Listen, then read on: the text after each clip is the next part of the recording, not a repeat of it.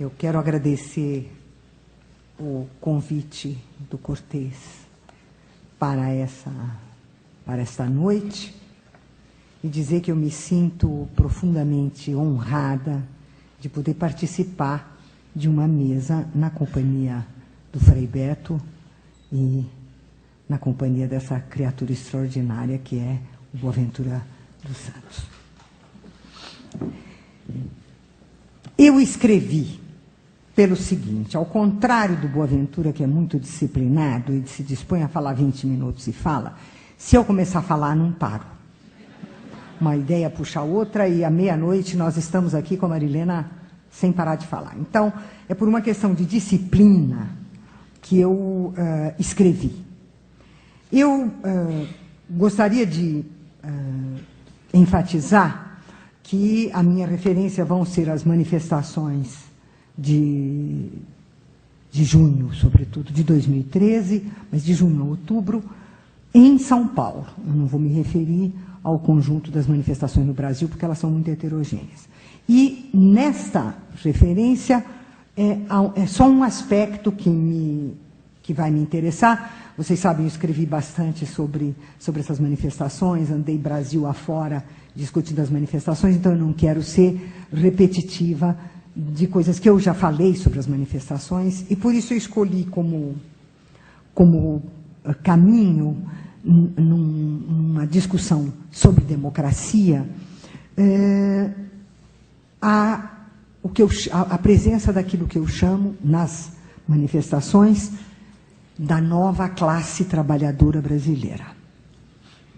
E, para deixar um pouco claro o que eu estou chamando de nova classe trabalhadora brasileira, eu peço licença para me referir, de uma maneira muito sucinta, às condições gerais nas quais essa nova classe social fez a sua aparição no Brasil. Ou seja, o neoliberalismo implantado nos governos de Fernando Collor e de Fernando Henrique Cardoso, no caso de Fernando Henrique Cardoso, com a chamada reforma do Estado, que produziu, entre outros efeitos, a privatização de todos os direitos sociais, transformados em serviços, educação, saúde, etc., transformados em serviços e, portanto, a serem vendidos e comprados no mercado. Então, os traços principais do neoliberalismo podem ser resumidos da seguinte maneira. Primeiro, desativação do modelo industrial de tipo fordista, baseado no planejamento, na funcionalidade e no longo prazo do trabalho industrial, com a centralização e verticalização das plantas industriais, as grandes linhas de montagem concentradas num único espaço, a formação de grandes estoques orientados pelas ideias de qualidade e durabilidade dos produtos e uma política salarial articulada ao Estado, ou seja, a maneira instalada pela social-democracia e pelo New Deal, o salário direto articulado ao salário indireto, isto é, aos benefícios sociais assegurados pelo Estado. Na forma neoliberal, a produção opera por fragmentação e dispersão de todas as esferas e etapas do trabalho produtivo, com a compra e venda de serviços no mundo inteiro, isto é, com a terceirização e a chamada precarização do trabalho. Desarticulam-se as formas consolidadas de negociação salarial e se desfazem os referenciais que permitiam à classe trabalhadora perceber-se como classe e lutar como classe social, enfraquecendo-se ao se dispersar nas pequenas unidades terceirizadas de prestação de serviço, no trabalho precarizado e na informalidade que se espalharam pelo planeta. Desponta, assim, uma nova classe trabalhadora mundial, cuja composição e definição ainda estão longe de ser compreendidas. Segundo, o desemprego se torna estrutural, deixando de ser acidental ou expressão de uma crise conjuntural, porque a forma contemporânea do capitalismo, ao contrário da sua forma clássica, não opera por inclusão de toda a sociedade no mercado de trabalho e de consumo, mas por exclusão, que se realiza não só pela introdução ilimitada de tecnologias de automação, mas também pela velocidade da rotatividade da mão de obra, que se torna desqualificada e obsoleta muito rapidamente, em decorrência da velocidade das mudanças tecnológicas. 3. Nova articulação do poder de decisão do capital industrial e do capital financeiro, que se torna o coração e o centro nervoso do capitalismo, ampliando a desvalorização do trabalho produtivo e privilegiando a mais abstrata e fetichizada das mercadorias, o dinheiro, porém não como mercadoria equivalente para todas as mercadorias, e sim como moeda ou expressão monetária da relação entre credores e devedores. 4. Transnacionalização da economia, que diminui a importância da figura do Estado Nacional como enclave territorial para o capital e dispensa as formas clássicas do imperialismo, o colonialismo político-militar, a geopolítica das áreas de influência, etc.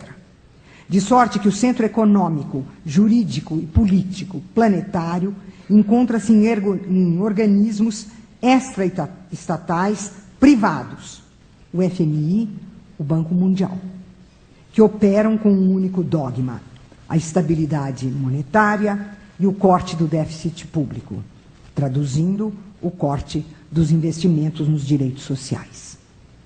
5º, desata-se o laço que o salário direto prendia, fazia com que se prendesse a força de trabalho ao capital.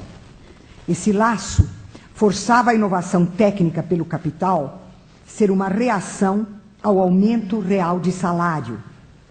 Quando esse laço é desatado, o impulso à inovação tecnológica se torna praticamente ilimitado, provocando a expansão dos investimentos e o agigantamento das forças produtivas, cuja liquidez é impressionante, mas cujo lucro não é suficiente para concretizar todas as possibilidades tecnológicas, exigindo financiamento estatal. Em outras palavras, embora o capital financeiro opere como centro nervoso do capitalismo, a materialidade real do sistema capitalista se encontra nos imperativos do capital produtivo.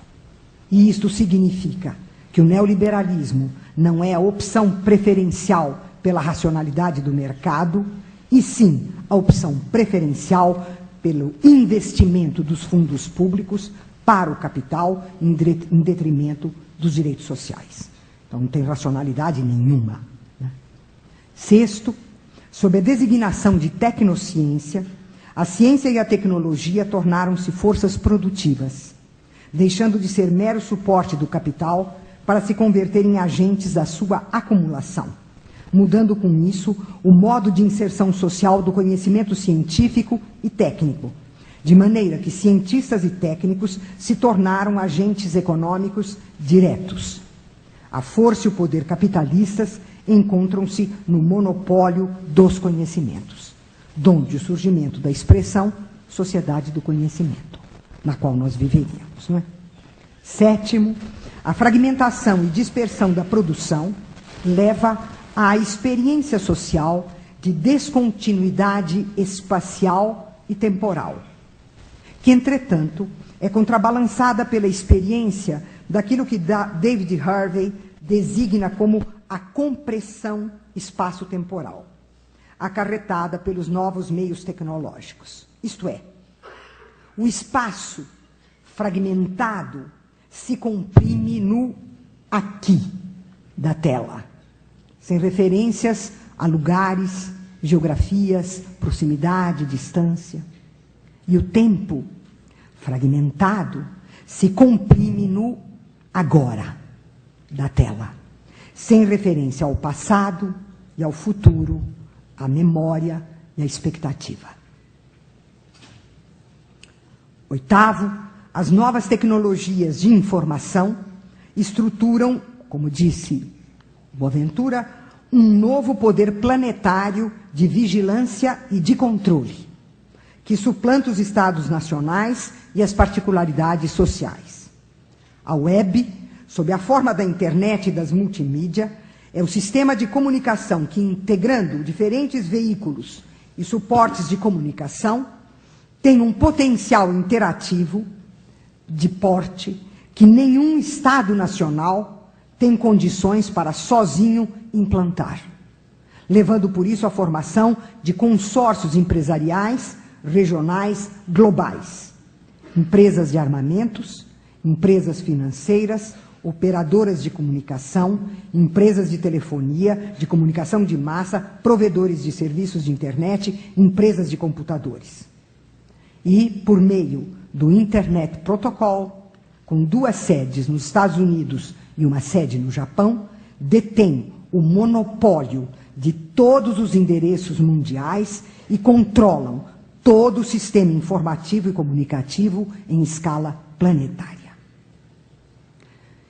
Agora eu venho ao Brasil. Estudos, pesquisas e análises mostram que houve no Brasil, nos últimos 12 anos, uma mudança profunda na composição da sociedade brasileira, graças aos esforços para estancar políticas neoliberais no campo social. Isso feito por meio de programas governamentais de transferência de renda, inclusão social, erradicação da pobreza, a política econômica de emprego e elevação do salário mínimo, a recuperação de parte dos direitos sociais das classes populares, sobretudo alimentação, saúde, educação e moradia, a articulação entre esses programas e o princípio do desenvolvimento sustentável, e os primeiros passos de uma reforma agrária que possa permitir às populações do campo não recorrer à migração forçada em direção aos centros urbanos. De modo geral, usando a classificação dos institutos de pesquisa de mercado e da sociologia, o IPEA e o Ministério do Desenvolvimento Social, eu não me conformo, viu, gente? Eu realmente não me conformo que o governo caia numa esparrela dessa. Eu tenho berrado o que posso. Ninguém escuta, mas eu continuo berrando.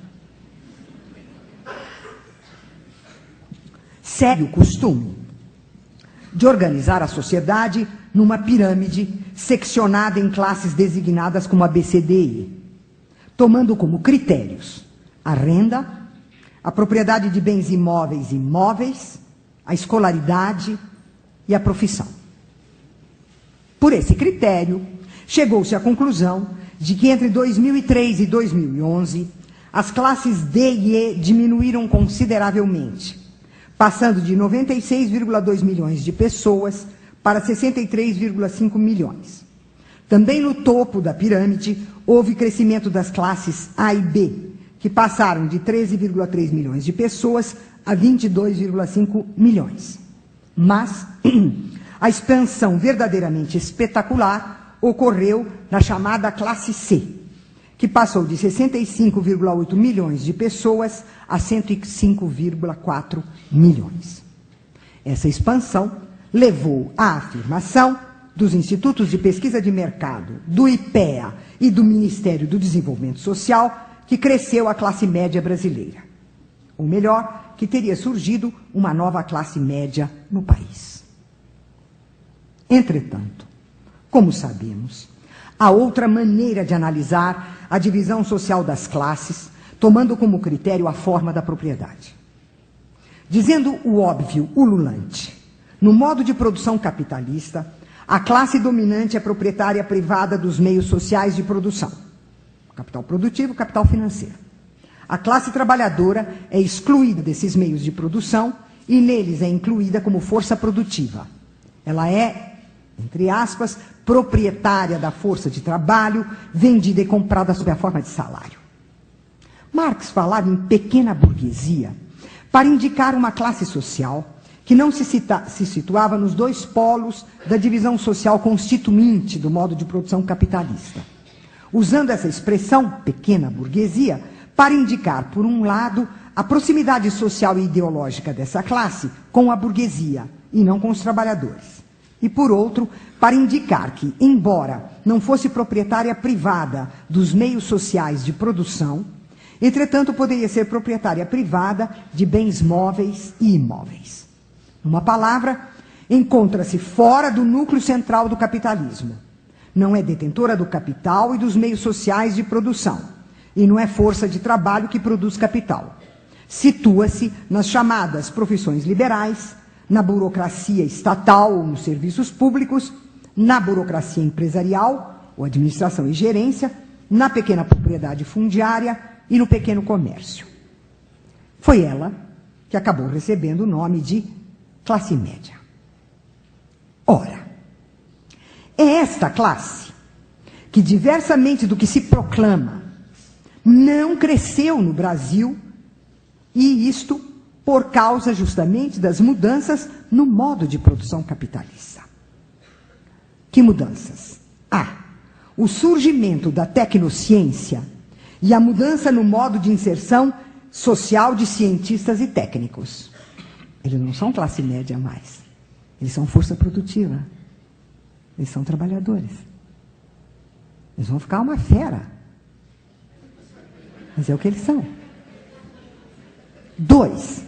A passagem das antigas profissões liberais autônomas à condição assalariada, uma vez que a nova forma do capital levou à formação e à ampliação de empresas de saúde, advocacia, educação, comunicação, arquitetura, engenharia, alimentação, e vai por aí afora, de maneira que os seus componentes se dividem entre proprietários privados e assalariados. Então, médico, advogado, engenheiro, arquiteto, é tudo trabalhador. É tudo assalariado. Não é classe média. Pode morar num condomínio no bairro Nobre com 4 suítes. Não é classe média. É um erro imaginar que é classe média, não é. Tem cabeça de classe média, disso que eu vou falar daqui a pouquinho. Esse é o problema. Esse é o problema, que é o descolamento entre a materialidade da posição social e o imaginário ideológico. Então tem um imaginário de classe média, mas não está lá. É tonta, coitada. Terceiro, o desaparecimento da pequena propriedade familiar autônoma, porque a economia neoliberal transformou esses pequenos empresários em força produtiva, dirigida e dominada pelos oligopólios multinacionais. Nesse quadro, o que nós podemos falar é no surgimento de uma nova classe trabalhadora mundial.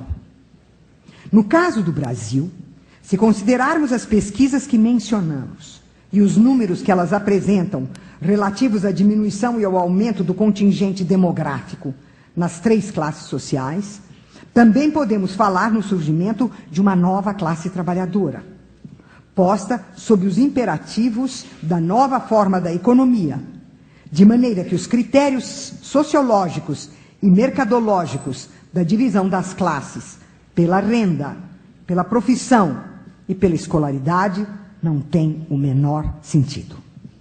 Assim, quando dizemos que se trata de uma nova classe trabalhadora no Brasil, consideramos que a novidade não se encontra apenas nos efeitos das políticas sociais e econômicas de inclusão e transferência de renda, feitas pelos últimos governos, mas também nos 2 elementos que foram trazidos pelo neoliberalismo, quais sejam, de um lado, a fragmentação, terceirização e precarização do trabalho, e de outro, a incorporação à classe trabalhadora de segmentos sociais que, nas formas anteriores do capitalismo, teriam pertencido à classe média. Lembremos, porém, que uma classe social não é um dado, uma coisa fixa, definida apenas pelas determinações econômicas. Uma classe é um sujeito social e político, moral e cultural, que age, se constitui, interpreta a si mesma e se transforma por meio da luta de classes. Ela é uma praxis, um fazer histórico. Tomemos o caso da classe média como praxis, isto é, levando em conta as suas contradições. Por sua posição no sistema social, a classe média tende a ser fragmentada, raramente encontrando um interesse comum que a unifique. Todavia, certos setores, como é o caso, por exemplo, de estudantes, professores, setores do funcionalismo público, intelectuais, lideranças religiosas, tendem a se organizar e a se opor à classe dominante em nome dos direitos humanos, isto é, da justiça social, colocando-se na defesa de interesses e direitos dos excluídos, dos expoliados, dos oprimidos. Numa palavra, tendem para a esquerda e, via de regra, para a extrema esquerda e o voluntarismo. Isto é, por uma relação com o tempo como descontínuo e volátil, que por isso exige ações imediatas. Isso eu quero frisar muito, porque a experiência do tempo da classe média é sempre essa, de um tempo descontínuo, efêmero, volátil. E que explica, no caso, quando ela tende para a esquerda, explica o voluntarismo. E nós vamos ver o que acontece quando ela tende para a direita, né? Como é que ela lida com a descontinuidade e a volatilidade temporal, né? Fragmentada. No entanto, essa configuração é contrabalançada por outra, exatamente oposta. Fragmentada, perpassada pelo individualismo competitivo, desprovida de um referencial social e econômico sólido e claro, a classe média tende a suprir a experiência de um tempo descontínuo, volátil e efêmero com o imaginário da ordem e da segurança, que introduziria a permanência temporal e espacial. Desejo de ordem e segurança também, porque em decorrência de sua fragmentação e de sua instabilidade, o seu imaginário é povoado por um sonho e por um pesadelo. Seu sonho é tornar-se parte da classe dominante. É por isso que ela faz poupança, se despoja do que pode para poder comprar uma casa num condomínio, uma roupa de marca, o carro importado, se arrebenta, porque ela acha que assim ela vai para a burguesia. Não vai, coitada. Então, seu sonho é tornar-se parte da classe dominante. Seu pesadelo, tornar-se proletária.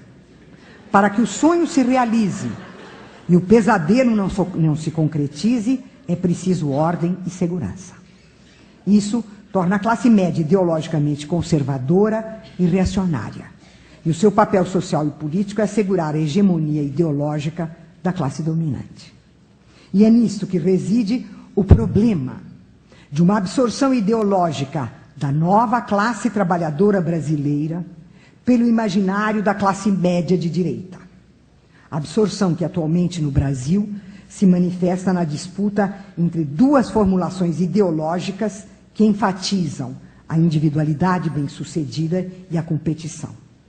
A teologia da prosperidade, do pentecostalismo, e a ideologia do empreendedorismo da classe média neoliberal no seu sonho de virar burguesia. No entanto, se mantivermos a nossa observação anterior de que uma classe social, estou acabando, viu? Que uma classe social não é uma coisa, não é um dado fixo, mas uma praxis, compreende-se por que a situação da classe média é contraditória. E que se ela pode tender para posições conservadoras e reacionárias, ela também pode tomar a direção oposta, lutando contra as formas de injustiça e de dominação. Esta oscilação esteve presente nas manifestações de 2013 em São Paulo. Eu me refiro a São Paulo porque foram as únicas que eu acompanhei de perto e sobre as quais eu posso ter alguma opinião. As manifestações foram muito heterogêneas no Brasil todo e eu não vou me referir a elas no seu conjunto. Então, tudo que eu disser das manifestações, estou falando de São Paulo.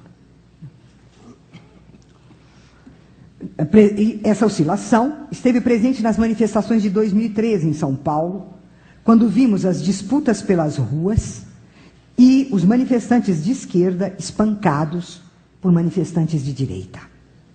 Muitos analistas consideram que as manifestações em São Paulo foram majoritariamente de classe média, porque essa classe, ao ter sido menos favorecida do que a classe trabalhadora pelos programas sociais dos últimos governos, se sente descontente, uma vez que deseja manter padrões tradicionais de vida e de consumo.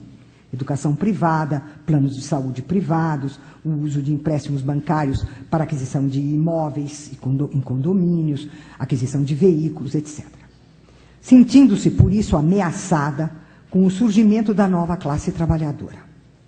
Isso explicaria por que houve conflitos e disputas entre os manifestantes, uma parte com posições à esquerda e a outra com posições à direita.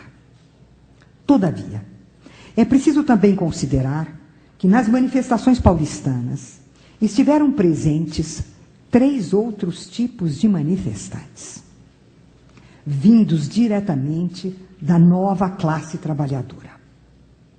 De fato, entre os estudantes, muitos pertenciam à classe trabalhadora, vindos do ProUni, do ReUni, das cotas das universidades públicas. E entre os jovens, uma parte veio dos movimentos populares das periferias e favelas. Muitos deles são pertencentes ao contingente dos novos trabalhadores, que, na falta de um outro termo, chamaremos provisoriamente de trabalhadores precários. E, enfim, sobretudo, como se viu entre julho e outubro de 2013, uma parcela integra grupos de anônimos, como, por exemplo, os chamados Black Blocs, cuja composição é fluida, incluindo estudantes das periferias e das favelas, jovens trabalhadores precários e estudantes de classe média. Esses 3 tipos de manifestantes, vindos da classe trabalhadora, não parecem aderir às 2 modalidades ideológicas propostas pela classe média, isto é, a teologia da prosperidade e o empreendedorismo. Nem parecem movidos pelas miragens do consumo e da competição. Com isso, surge aqui um indício que merece atenção. Como em outras cidades, a convocação para as manifestações foi feita por meio das redes sociais. Apesar desse tipo de comunicação se contrapor ao monopólio da informação pela mídia, entretanto, ela possui algumas características que a aproximam dos procedimentos midiáticos. E eu vou mencionar 3 procedimentos das redes sociais que são idênticos ao das mídias. Primeiro, ela é indiferenciada. A convocação poderia ter sido para um show da Madonna, da Beyoncé, para uma maratona esportiva. Calhou ser por causa da tarifa do transporte público. 2, tem a forma de um evento, ou seja, é pontual, sem referência temporal ao passado ou ao futuro. Porque, embora as manifestações tenham partido de um movimento social, o MPL, à medida que elas cresceram, elas passaram à recusa gradativa do enraizamento sociotemporal, que é o enraizamento característico de um movimento social, para se tornar, pouco a pouco, um espetáculo de massa. Porque, ao se apresentarem como uma ação da juventude, fizeram supor que o universo dos manifestantes seria homogêneo ou de massa, ainda que efetivamente ele seja heterogêneo do ponto de vista econômico, social e político. E 3, ele assume gradativamente uma dimensão mágica, cuja origem se encontra na natureza do próprio instrumento tecnológico empregado, pois este parece operar magicamente, uma vez que os usuários são exatamente isto, usuários. E, portanto, não possuem o controle técnico e econômico do instrumento que usam. Esse uso é mágico, porque assim como basta apertar um botão para que o mundo apareça na tela, assim também se acredita que basta querer para fazer acontecer. Ora, essas características nos recolocam diante do que acima apresentamos de modo muito sumário como a forma da experiência descontínua do espaço e do tempo que é própria da classe média, cujo imediatismo inevitável aparece tanto à esquerda quanto à direita. No entanto, nós sabemos que as manifestações paulistanas trouxeram à rua diferentes classes sociais, e diferentes segmentos delas. Por isso, vale a pena observar que algo mais se apresenta nessa forma de expressão política quando a articulamos à experiência da nova classe trabalhadora com o mundo do trabalho. E aqui vem o que eu considero o ponto que mais me interessa discutir, né? Gostaria de discutir isso que eu vou dizer agora. Grande parte dos novos trabalhadores são jovens, cujas qualificações são dadas por sua capacidade para lidar com as tecnologias eletrônicas.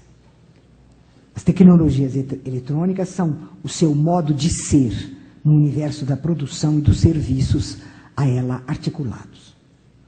Ora, nós vimos que uma das consequências da forma neoliberal do capitalismo é a fragmentação do espaço, a fragmentação do tempo e a sua compressão pelos meios tecnológicos. Isto é, a redução do espaço ao aqui e a do tempo ao agora.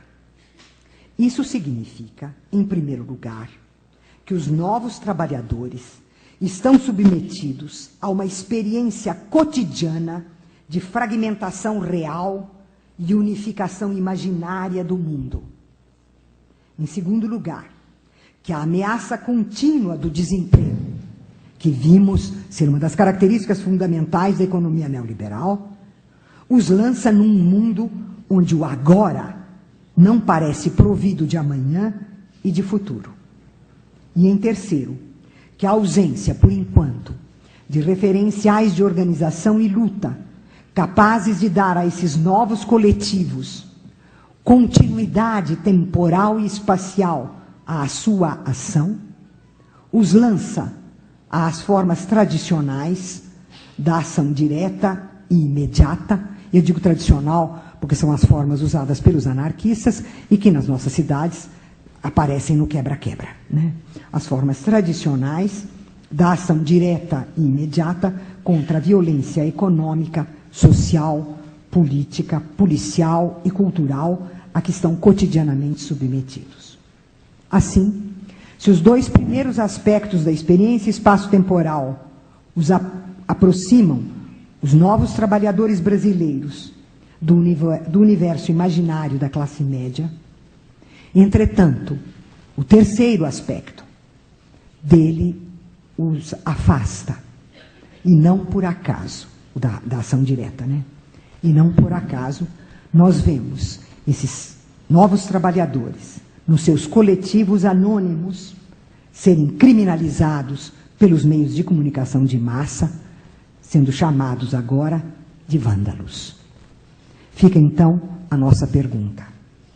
Dada a proximidade e a distância da nova classe trabalhadora brasileira com relação à classe média, como desatar esse nó? Nós, que à esquerda acreditamos naquilo que o manifestante trazia escrito no seu corpo: sou brasileiro, não desisto.